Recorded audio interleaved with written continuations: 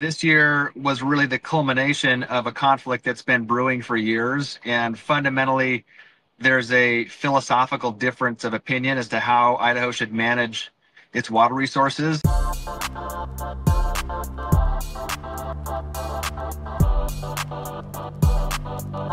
TJ, how are you, sir? I'm doing great. Thank you. Okay, now TJ, you're from Pocatello, correct? And you're an attorney that represents groundwater interest. Is that accurate? Yeah. So I represent an organization called Idaho Groundwater Appropriators. Typically goes by its acronym, which is IGWA. And IGWA is an umbrella organization that's made up of groundwater districts. So groundwater districts are quasi-governmental entities that have a geographic region that they cover, and they represent all of the groundwater farmers in their region. And so there's basically 9 groundwater districts that cover the eastern Snake River Plain, and they work collectively through IGWA. Gotcha. So you in essence represent the farmers on the plain that are, or excuse me, the pump farmers on the plain that are getting their water shut off. Yep. Great. Listen, you and I have been trying to line up a podcast for weeks now, even before the announcement for the water curtailment came out, to talk about this very issue. I finally got you. We're hopefully going to connect in the future in person, but we're doing the best we can right now. We got a remote set up because so many people are talking about the water issue and water restrictions to farmers. Help me unpack this. So there's a lot to unpack. It's been going on a long time. And this year was really the culmination of a conflict that's been brewing for years. And fundamentally, there's a philosophical difference of opinion as to how Idaho should manage its water resources in an era where there is increasing demand. It's a finite resource. There are diminishing supplies for various reasons. And so, yeah, it's just created a lot of friction as to how we best manage the resource. Okay, so if the water restriction or water management conversation has been going on for a long time, walk me back if you wouldn't mind. Like, give me some history on how this conversation has been brewing, where the friction's coming from, what the varying philosophies are. But I think for a lot of people, the anxiety is that this appears to have been thrust upon them, like out of nowhere. Like all of a sudden, It's like, oh my gosh, we have all these water problems, and they must be artificial because we didn't have them last year. When in reality, we live in a desert. This is not tropical rainforest, right? So water issues, especially desert and agriculture, these cause problems. So if you wouldn't mind, please walk me back and help me understand a little bit of that history. So the history is really deep, both legally and technically. And I don't know how deep you want to dive on this podcast, but let me do my best to give you kind of a thumbnail sketch and just provide some context for the current problem. So the big issue that everybody's talking about involves the Eastern Snake Plain Aquifer. That's a gigantic aquifer that underlies the Eastern Snake River Plain. And anyone who's driven from Boise to Pocatello or Idaho Falls is driven through the Eastern Snake River Plain. So it's that big flat expanse of farmland and lava rock that runs from, the Rexburg, St. Anthony area on the east down to the Hagerman, King Hill area on the west. And it's really big. It's, over 10,000 square miles. And underneath that gigantic plain is a massive underground lake called the Eastern Snake Plain Aquifer. And that's ground zero for the conflict that's in the news currently. The aquifer feeds the Snake River at 2 different locations. Many folks are familiar with Thousand Springs, kind of west of Twin Falls, where there's a lot of springs that come out of the basalt cliffs, and those springs act kind of like overflow valves for the aquifer. And when there's more water in the aquifer, there's more water coming out of the springs. And when there's less water in the aquifer, there's less water coming out of the springs. So Thousand Springs is one of those areas. And then the other is up in the American Falls area. There's a lot of springs in the Fort Hall area, the kind of Aberdeen area, a little farm town by American Falls Reservoir. Just around American Falls Reservoir, there's quite a bit of spring flow from the aquifer into the river. And because of that, the state has been managing the Snake River and the aquifer conjunctively now for, since the mid 90s. and the conflict stems over how you do that. It's really difficult. And I can talk more about what makes that difficult, but there's just a lot of conflict about how you manage those two resources conjunctively. Yeah, I would love to hear like what's the conflict if you're managing them both. Yeah. So we got to go way back and talk about the prior appropriation doctrine. And that is the centerpiece of Idaho water law and Western water law. All of the Western states follow the prior appropriation doctrine. Um, Sometimes there's little nuances and differences from state to state, but by and large, it's this tenet of Idaho law that governs how you allocate water. Okay. And there's two components of it. So the two bedrock principles, that's what the Idaho Supreme Court calls them. One is the idea that first in time is first in right. So those with the oldest water rights have first priority to the available supply. And the other bedrock principle is that water is a public resource and it should be managed in the public interest for maximum, use and benefit of the public. So those are the two bedrock principles of the prior appropriation doctrine. Historically, in the old days of statehood, all we had was surface water regulation. So all of the water use was coming out of lakes, streams, and rivers. And from the early 1900s, we had in state code a statute that says, hey, you apply priority to surface water sources by opening and closing head gates and shepherding water from one user to another. So what this means in practice is in the spring, when there's a lot of water in the mountains and the reservoirs and there's high runoff, everybody gets water. The junior rights, which are the latest rights, they get water. The old water rights get water. And then as the summer goes along, in most water basins, the surface water supply starts to diminish. And as it diminishes, the state, through somebody called the water master, awesome title, the water master shuts off the diversions of junior water rights so that more water will flow to the holders of senior water rights. Does that make sense? Yeah. So if you've had water rights for 100 years or 200 years, whatever the time duration would be, you're going to be the last person getting water. The first person that gets shut off from water is going to be the person who tapped in like 20 years ago or 30 years or 40 years ago. Yeah, bingo.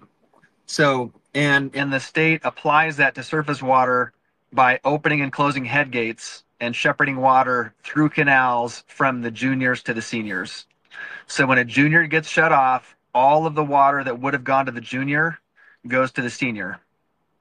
That's how surface water works. Well, in the 1940s, we had this massive untapped resource called the Eastern Snake Plain Aquifer. And there was a lot of farmable ground on the plain that could not be irrigated because it wasn't close to a canal. And the state wanted to develop this farm ground, make it productive, grow the state's economy.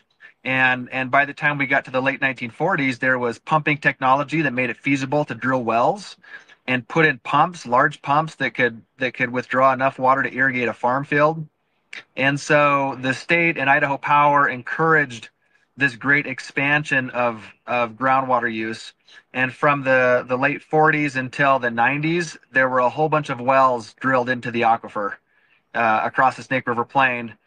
And they doubled the amount of farmland that's irrigated on the Snake River Plain. Okay, so currently today, there's about 2 million acres that are irrigated on the Snake River Plain. And about half of that is irrigated with surface water through canals. The other half is irrigated with groundwater pumped from the aquifer through wells that were drilled into the aquifer. Okay. And I'm sorry, could you repeat those ratios? What portion was done through canals and what portion was the aquifer? Yeah, about half of the farmland on the eastern Snake River Plain is irrigated with surface water delivered through canals. So it's water that's diverted out of the Snake River into a canal. It flows by gravity and then is diverted onto a farm field. So there's about 1 million acres of surface water irrigation, and there's about 1 million acres of groundwater irrigation. So with groundwater, there are these individual wells, thousands of them drilled all over the plain, and they're pumping water out of the aquifer to irrigate. So about 2 million acres irrigated total. Half of that is surface water, half is groundwater. Understood. Okay. Okay, I got to go back to the history why there's a conflict. Okay. So we have a statute that prescribes how you apply the prior appropriation doctrine to surface water. And then we have a different set of laws that governs how prior appropriation applies to groundwater. So with aquifers, you can't shut off a well and direct that water to another well. When you pump a well, the water table around that well, it just draws down slightly. And when you turn the well off, it rebounds. That makes sense. Yes. There's this cone of depression, they call it. The scientists say there's a cone of depression that forms around the well when you pump water out. And when you turn the well off, it rebounds. So with wells, if there's not enough water in the aquifer for everybody, you can't just shut off the junior wells and make it go to the senior well. It just kind of emanates in like 360 degrees when you shut off a well. And so in the early 50s, the legislature realized we've got to have a different system for applying the prior appropriation doctrine to aquifers because they don't function like rivers. Water moves very slow through the aquifer. Aquifers rise and lower very slowly over long periods of time. It's not like the surface water system where you get snowpack every winter that restarts the whole system. And so the legislature in the early 1950s adopted what's called the Groundwater Act, and it created a different framework for applying the priority system to groundwater. What the act says is that we're going to manage our aquifers for full economic development of the resource in the public interest, and we're going to do that by managing it based on the elevation of the water table. What the Groundwater Act says is we're not going to let people pump out more water that then comes into the aquifer. We're not just going to use it up and exhaust the resource. So we're not going to allow that, but we are going to allow a drawdown of the water table as needed to maximize use of the resource. So the fear at the time was that the oldest well was going to be the shallowest well. And when the water table drops, the guy with the oldest well would say, hey, no more wells, because the water table is dropping and we've got to keep the aquifer at this peak level so that my well has water in it. And the legislature didn't want to do that. They thought if that happens, we'll allow this gigantic resource to go unused and we're not going to let that happen. So the Groundwater Act says we're going to let people continue to put in wells, and they may even have to deepen their wells so that we can maximize use of the resource, but we're not going to let them pull out more than comes in and use it all up. So it's a whole different construct for priority, and the way it works in practice is if there are too many wells and there's too much water being pumped out and the aquifer can't sustain it, then the junior wells get shut off to maintain stability at a level that maximizes use of the resource. Okay. So they're essentially saying you can use this, but we just can't draw it down too far so that the older wells don't get anything. We have to have a different usage and viewpoint instead of just, hey, the water goes directly to them. So they just can't let it go below a certain level. That's the whole nature of the management. Is that accurate? Yeah, and that level is defined by what can sustain maximum use. So the term we use is maximum sustainable use of the resource. The Groundwater Act is designed to achieve maximum sustainable use of the aquifer, and you do that by managing it based on the elevation of the water table. Okay. That's totally different than surface water. Okay. So the prior appropriation doctrine by law applies to groundwater in a totally different way than it applies to surface water. Right, because surface water is renewed, again, every single winter, presumably. And it's renewed to a certain degree, but we know with pretty hard certainty that next winter it will rain, that water will come back in the mountains, and then we will use it up as we are capable of doing it, which is, again, a different nature of resource for the groundwater. Okay, all right, got that. So how does that factor into what's happening today? Yeah. Okay. So that gives you just the foundation for today's conflict.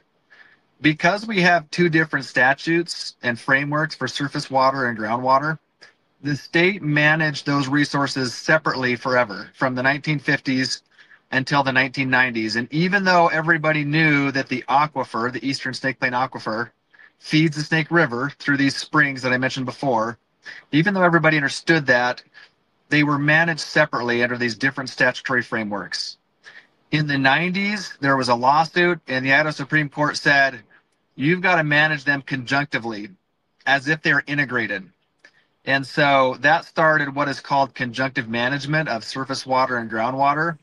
And it's been a conflict ever since. And I can give you some reasons why, but that's what we're dealing with today is conjunctive management of the Snake River and the Eastern Snake Plain Aquifer as an integrated resource. Okay. Okay. I could imagine some of the conflict coming from people saying, hey, the Snake River is not getting enough snow melt or not getting enough surface water runoff. And therefore, if we keep draining an aquifer, we're going to get less water coming out of that refueling source like the springs, right? So then because we have less surface water, all of a sudden the restrictions on the groundwater get more intense because they're trying to, in essence, feed the Snake River to some degree. Is that like an accurate representation of one of the friction points? Yeah, so your quick study. So what's going on today is in the Magic Valley, so the Twin Falls area, there's 7 large canals that take all of the water out of the Snake River. So most people don't realize this, but about halfway between Burley and Twin Falls, there's a dam called Milner Dam, and it separates the Snake River downstream versus the Snake River upstream. Idaho actually treats them as 2 separate rivers in terms of water regulation. And at Milner Dam during the summer, those 7 canals, and there's actually an upstream dam, Minidoka. So some of their diversions are a little ways upstream at Minidoka. But in any case, those 7 canals take all of the water from the Snake River during the summer. Mm-hmm. So they're using it all to irrigate farmland in Magic Valley. Well, their water supply comes primarily from snowpack and reservoir storage. And water that just comes into the Snake River through tributaries like the Blackfoot River, the Teton River, the Portneuf River. But they also get quite a bit of water from the aquifer. So I talked earlier about water that comes out of the springs in American Falls. That provides part of the water supply for those 7 canals in Magic Valley. They operate collectively under this name called the Surface Water Coalition. But it's these 7 canals. And as the water table has drawn down because of farmland being irrigated with the aquifer, less water has come out of the springs. And so those canals are realizing less spring flow than they did 50 years ago. And because of that, they're asking the state to shut off groundwater pumping, to stop the irrigation on the plain from the aquifer so that the water table will come up and more water will come out of the springs. So the fight really then becomes, hey, I, who draw my water off of one of these 7 canals near this dam that uses rain runoff, surface water, and then some degree of springs, my ground and farmland is more valuable or important or more deserving of this water on the aquifer, from the aquifer and from the surface level than the people that are directly pumping out of the aquifer. Is that like they're essentially arguing over whose farmland is more important to irrigate? Not exactly. Okay. What they're saying is that our water rights are oldest. So those canals were all built in the early 1900s. So their water rights out of the Snake River have priority dates in the early 1900s. The groundwater wells from the aquifer, their priority dates, the oldest ones are in the 40s. There's a few in the 30s. But they pretty much run from the 40s till the 90s. And so the canals are saying, hey, we're not getting as much water as we used to, and our water rights are in priority, meaning we're senior to you. So you've got to shut off your wells so that more water comes out of these springs. But here's the rub, Matt. You mean one of them? This is a nightmare. Yeah. I'm just listening to all these. Okay, keep going. I'm sorry to interrupt. Yeah. So here's the real conundrum. When I talked about surface water regulation earlier, I explained that when you're regulating just a stream or a river and the senior users not getting all their water, you shut off a junior and essentially 100% of the water that the junior would have diverted flows to the senior. So the senior gets all that water. Well, if you shut off a well in Jerome or Idaho Falls or something like that, to try to get more water out of the springs in American Falls, it's a really small percentage. So you have to shut off a ton more groundwater than you need in surface water. And this year illustrated it. So this year in April, the director of IDWR, he did some scientific analysis and he made a prediction that those 7 canals may experience a shortage later this summer of 74,100 acre feet. So that's a volume of water. If you think of the size of a football field, that's about an acre. So, 74, if you covered that football field a foot deep, that's an acre foot of water. So he said, hey, those canals might be short of water by about 74,000 acre feet. Which means a building with a footprint of a football field that happens to be 74,100 feet high. Yep. That's a lot of water. That seems like a ton, but they use millions of acre feet every year. Oh, well, what do I know? Obviously nothing. So, okay, keep going. Yeah. So the 74,000 acre feet to the layperson seems like a ton of water. But in the grand scheme of things, it's a relatively small amount of water. So our reservoir system, and anyways, there's millions of acre feet of water that's used every year. But the state decided, hey, they might be short 74,000 acre feet. Of those 7 canals, it's only one of them that might be short. The other 6 were predicted to have enough water this year. And then one of them, it's Twin Falls Canal, they were predicted to be short by 74,000 acre feet. That's about 7% of the total amount of water that Twin Falls diverts every year. Mm. So that canal diverts by itself about 1.1 million acre feet a year. So the predicted shortfall was about 7% of the total. Well, then the state said, in order to get 74,000 acre feet more water from the aquifer out of the springs in American Falls this irrigation season, how many groundwater wells do we have to shut off, or how many acres do we have to dry up? Well, their computer model, their groundwater model, which is what they use to do these calculations, it said, in order to get 74,000 acre feet out of the springs this year, you have to shut off 1.6 million acre feet of groundwater use. That's a lot of acres. And correct me if I'm wrong, but as of right now, they've shut off 500,000 acres. So in April, the initial decision of the department, which did not take effect, but the department initially threatened to shut off 700,000 acres of farmland. So to dry up 700,000 acres of farmland, that's more than 1,000 square miles of farmland. Okay, but so who are they threatening? Like, what do you want? Like, who's the hostage that you want back? Like, what can we do to just not do that? Like, when we're threatening things, It's like, I have to be doing something wrong. Like, stop this or you have to go to your room. Like, okay, I'll stop. What do they want? Why is it a threat? Or perhaps that's not the right, like, what's going on that's how it's coming out? Yeah. What's driving the state to do that? Because it's a terrible decision from a policy standpoint, from a state economy standpoint, it would be catastrophic. So why would the state threaten to dry up 1,000 acres or 1,000 square miles of farmland? And then actually a month later on May 30th, the director actually ordered farmers to dry up about 500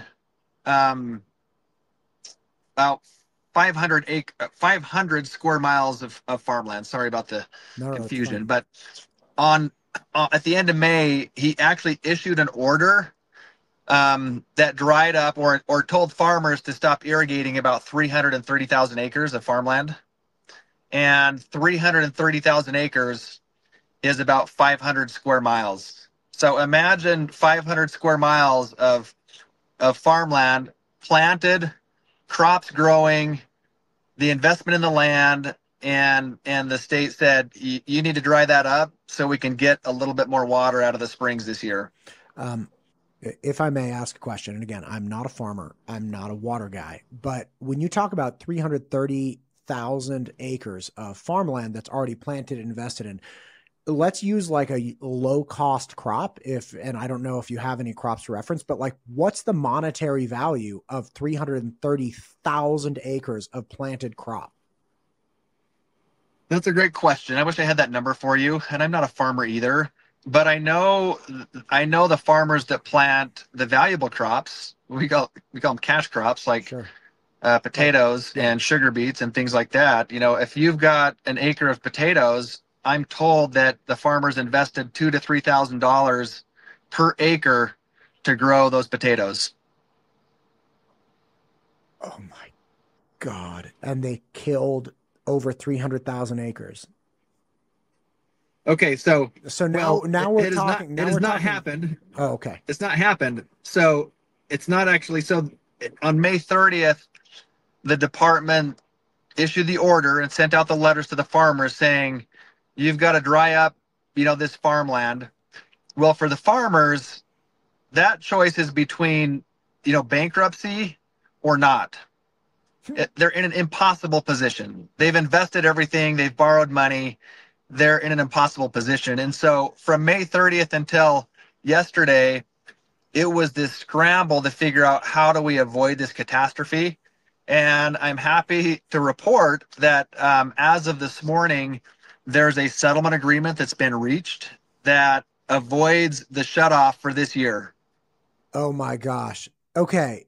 That's the best thing I've ever heard. First off, this has been portrayed all over the place as this has already happened. Yeah. And so So the that's order just was not issued. accurate. So the order was issued instructing farmers to stop irrigating, and many of them did. But the word's out now that there's an agreement reached and they can continue irrigating. So I don't know what percentage of those farms actually shut off their wells. I know when that order first took effect, most of them did. So there was this period of time where they shut off their water, hoping that there would be some resolution. Because I'm not a farmer, I don't know how long you can let a hay crop or a potato crop or a grain crop go without water. Um, so I don't know, how long farmers let that go before they decided we just have to irrigate or we're going to lose it all. But I know as of today, we've been spreading the word that we've got a deal. It's been reached among all the water users and submitted to the state for approval that allows everybody to continue irrigating this season. Okay, that's wonderful news. What is the relationship between the agricultural water usage and the residential water usage? Because we are growing, right? The state of Idaho is growing, but I would have to imagine that if Idaho's water usage is analogous to other agricultural based states, the water usage from residential development and needs is actually a tiny fraction of the water need and usage from agricultural. Is that accurate? Yeah, absolutely. And I don't know the numbers in the Treasure Valley, but in south central and southeastern Idaho, so this area that uses the aquifer supports all of the cities, all of the house wells, and 85% of that water is used for ag, maybe 90%, but most of it is used for ag, and then the remaining roughly 10% is used for municipalities and domestic wells and things like that. Gotcha. Yeah, one of the big issues that I very much appreciate the state for a slew of reasons, but one of them is that there's a pragmatic nature with decisions that are being made. And for instance, in other states that a lot of people have moved from to come to Idaho, there were these mass residential water restrictions that just turned. I mean, when I was a child, I remember we had a bad drought. When I was like 8, we couldn't run our washing machine, our clothes washing machine all the way through a cycle. We'd have to run it to the point when it would start draining. We'd take the clothes out, throw them in the dryer, and then do another load. All of the lawns turned brown. There's actually an economy for companies that go around and spray paint people's front yards, their lawns, because they're just trying, it's brown and dead, right? But they're like, can we just paint it green? And people actually pay money to do this because there are all these problems. So the nature of that was always frustrating to me, because the answer was, okay, but even if you get people to reduce their water consumption by 10%, which, you know, people that are already being water conscious, that's a difficult thing to do. You get them to decrease it by 10%. Residential usage only counts for like 5 to 10% of overall water usage within that state. So this is just optics. This is just window dressing. This is making people's lives more difficult for no actual value at the back end. Because if we go from 100% water usage to 99% water usage, we still have a drought. We still have problems going on. So it appears that this state is not playing that optics and kind of political game, which is, God bless it, man. What a nightmare that is when you start getting your water turned off. So you make a good point. What we do to conserve water is a fraction of what Mother Nature does. When Mother Nature provides water, we have a lot of it. And when Mother Nature sends us a drought, we get squeezed, and we can conserve water.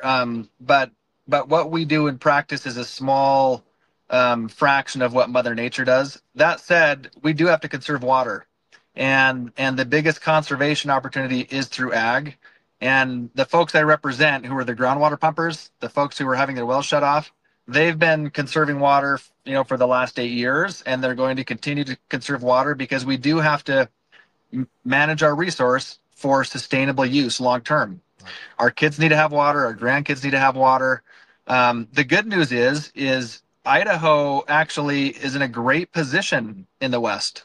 So for one, we're not on the Colorado where there's, you know, 5 states fighting for the water. We're in Idaho, where our water originates in Idaho and Wyoming, and we have water. So part of what makes the curtailment this year so just mind-boggling is we had a good winter. We have reservoir system that's full today, and we sent out of the state 600,000 acre feet of water that we had no place to put. We couldn't use it. So in a year when in eastern Idaho we had 600,000 acre feet of surplus water, the state decided to shut off, you know, 700,000 acres, or threatened it anyways, to come up with 74,000 acre feet of water. And so we are in a place where we have the ability, at least, you know, I believe that, and my clients believe that, we have the ability to keep our farmland in production, but we're going to have to manage it more strategically. We've got to become more efficient. We got to invest in technology. We got to be more strategic as how we utilize our resources. And that's really the heart of the conflict. So you asked earlier, what's going on? What's driving us? Why would the state ever make such a big threat that would be so catastrophic? The reason is there's a philosophical difference about how we do conjunctive management. So right now, or up until, you know, this last month, the Department of Water Resources had charted a course where we're going to do escalating dry ups of farmland every year. So the department issued an order saying we're going to require the groundwater pumpers to reduce how much water they take from the aquifer by 12,000 acre feet every year, and it's going to increase by 12,000 acre feet year after year. So this year it's 12,000 acre feet less. Next year it's 24,000 acre feet less, and it just escalates over time. Well, 12,000 acre feet, that's the amount of water it takes to irrigate about 6,000 acres. So the state put us on this course where we're going to dry up 6,000 acres more this year, then 12,000 next year, then 18,000, and it just escalates indefinitely until the conflicts go away, the conflicts between the water users. So that was the course the state charted. And for the farmers whose livelihoods depend on growing crops, they fundamentally disagree with that type of management strategy. Their belief and my belief is that drying up acres should be the last resort. We ought to exhaust all reasonable alternatives before we go to drying up farmland. And that's the heart of the conflict. God, that's such a brutal. I mean, look, I'm an idiot. I don't know anything about this, but when you start talking about like, okay, this is what we're going to do. We're going to start killing businesses until everybody gets along. We're going to start reducing our productivity to state until everybody starts getting along. We're going to start just crushing it. That's a really distressing solution. And you're saying that that's what they charted, but have they walked that back? Yeah. So the 1 year deal that put the curtailment aside for this year. So I mentioned before that just today we finally got all of the parties to sign an agreement that lifts the curtailment this year, so everybody can continue irrigating and raising their crops this year. Part of that agreement is that for 90 days, essentially until October 1st, we're pausing all of the litigation, and all of the parties are going to focus on one thing only, and that is figuring out a better way to manage the resource going forward. And, I represent the juniors in the equation, the pumpers, and we recognize that the seniors need to have enough water to irrigate. So we agree that the canal companies in Magic Valley, Twin Falls Canal, they need to have enough water to irrigate their crops. But drying up hundreds of thousands of acres of farmland is not the best way to do that. We ought to invest in technology that allows us to use water more efficiently, capture more water in reservoirs, recharge the aquifer. And that's difficult, and it takes effort and it takes money, but it's in the best interest of the state long term. So we've got, a little over 3 months to figure out a better way to manage the resource, or we're going to be back here next year having the same conversation. God, man. Well, it sounds like you guys have a reprieve, which is great. Like, just give me a second to think about it, right? Let's work it out. Here's a question for you. There is a lot of talk of alternate water use outside of agriculture and residential. For instance, somebody sent me a video talking about cobalt mining.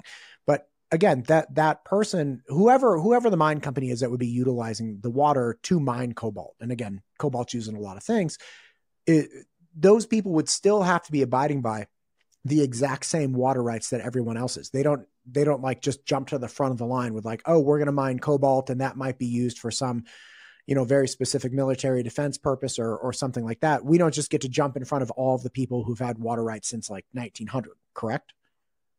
That's correct.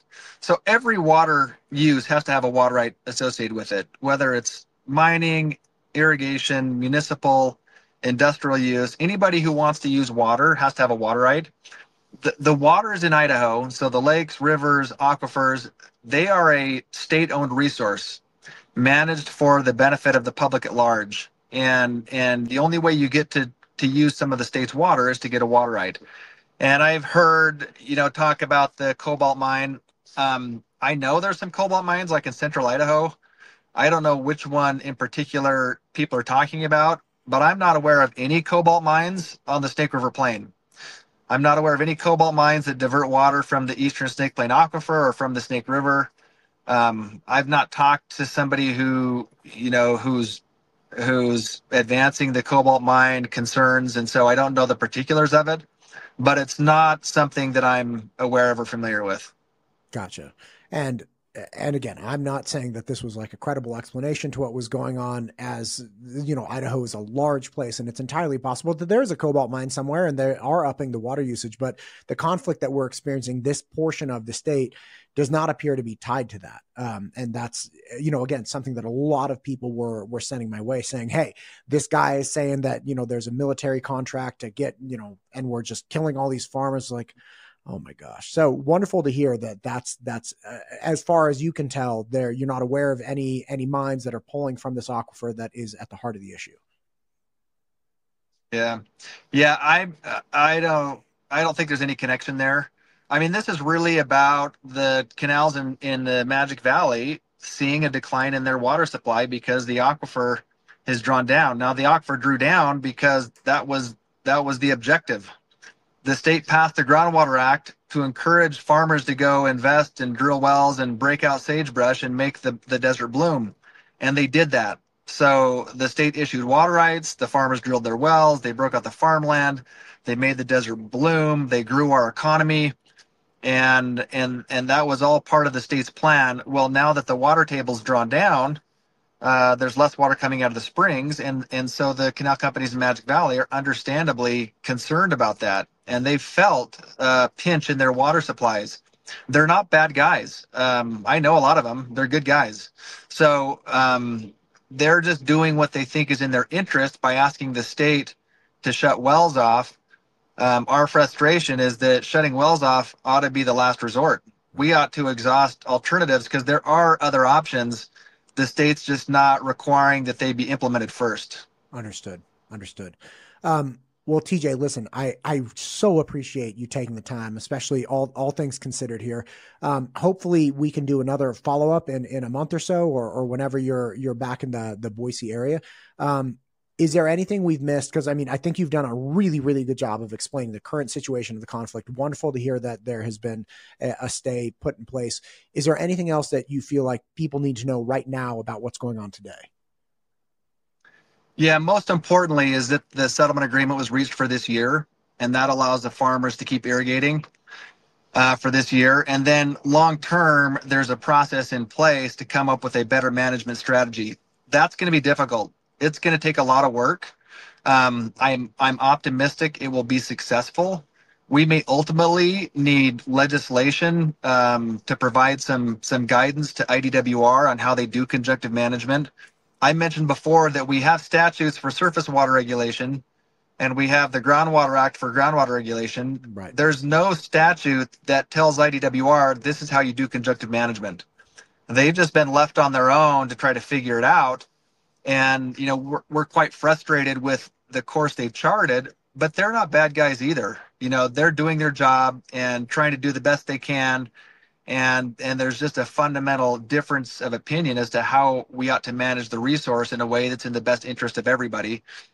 And so in terms of what people should know, they should continue paying attention, continue to stay engaged, because what comes out of this process over the next, 3 months or 6 months or a year is going to have a really big impact on Idaho long term and our economy, and whether we can sustain the economic growth that we've developed largely on the backs of agriculture. Gosh, man, what a big issue. Well, listen, I hope we can continue the conversation and keep it going. Thank you so much for taking the time today. I greatly appreciate it. Man, I'm so thankful that you explained all this to me, because I've been really curious about it and worried about it to a large degree. You see, obviously all over social media, you see nothing but, farmers with dry fields and all of this stuff. And it's really, really, it was distressing. But again, hearing what you said now, it's like, okay, this makes sense, right? Like, people are working on it, and, tough situation for everyone. It's not at the heart of it. You don't have a bunch of, horrible people trying to do horrible things to the state. It's like, this is complex. We're managing a natural resource that just by its very nature fluctuates. The ebb and flow of water is it's an unpredictable thing. So again, thank you very much for taking the time. I appreciate you. Hopefully we can connect in about a month or so. Thanks, Matt. Let's do it. MTU Studios is the proud producer for the Ada County Sheriff Podcast, the Idaho Wildlife Federation Podcast, the State Representative Ted Hill Podcast, the Idaho State PTA Podcast, and many more. If you or your organization is thinking about starting a podcast, MTU Studios would love to help. Just check out mtustudios.com.